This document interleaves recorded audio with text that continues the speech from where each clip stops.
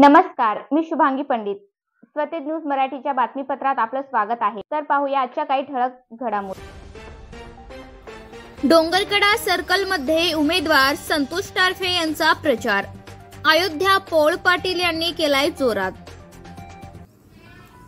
93 कळमनुरी विधानसभा मतदारसंघातून उद्धवराव ठाकरे शिवसेना महाविकास आघाडीचे उमेदवार संतोष टारफे यांच्या प्रचारार्थ डोंगरकडा येथे ठाकरे गटातील कार्यकर्त्यांनी गाव भेट प्रचार करत संवाद साधलाय.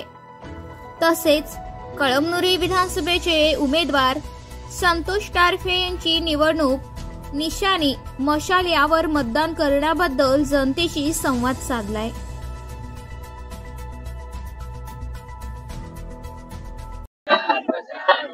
अर्थातच मुळात इथे विकास कधी झालेला आहे?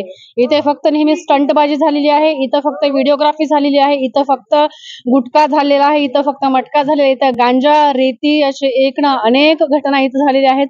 विकासाचा सुद्धा इथे झालेला नाही. आम्ही वाट बघतोय नेमका विकास कधी होणार आहे.